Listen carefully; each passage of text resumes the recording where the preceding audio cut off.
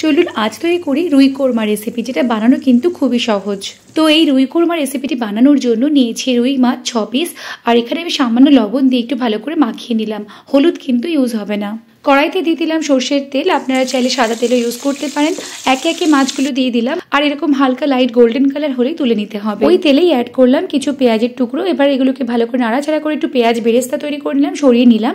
আবার ওই তেলের মধ্যে অ্যাড করছি গরম মশলা, এরই মধ্যে দুটো পেঁয়াজের পেস্ট অ্যাড করলাম, সাথে দিয়ে দিলাম আদা রসুন লঙ্কার পেস্ট। বেশ কিছুক্ষণ নাড়াচাড়া করে টক দই আর কাজু বাদাম পেস্ট অ্যাড করে দিলাম। স্বাদ মতন লবণ অ্যাড করে ভালো করে নাড়াচাড়া করে নিলাম। তারপরের মধ্যে অ্যাড করছি 1 টিস্পুন মতন চিনিটা অ্যাড করলে ব্যালেন্সটা ঠিকঠাক হয়। 1 কাপ মতন জল অ্যাড করে দিলাম, আর বেশ যখন ঝোলটা ফুটে উঠবে তার মধ্যে অ্যাড করে দেবো এক এক করে মাছগুলো। ওপর থেকে দিয়ে দিলাম গরম মশলা পাউডার, তারপর একটু নাড়াচাড়া করে এর উপর থেকে দিয়ে দেবো পেঁয়াজ বেরেস্তা, যেটা আমরা আগেই ভেজে রেখেছিলাম। তারপর ঢেকে রেখে দেবো লো ফ্লেমে 5 মিনিটের জন্য। তারপর ঢাকনা তুললেই একদম রেডি রুই কোরমা রেসিপি। ভালো লাগলে চ্যানেলটি ফলো করে রাখবেন। আজকের মতন টাটা, বাই বাই।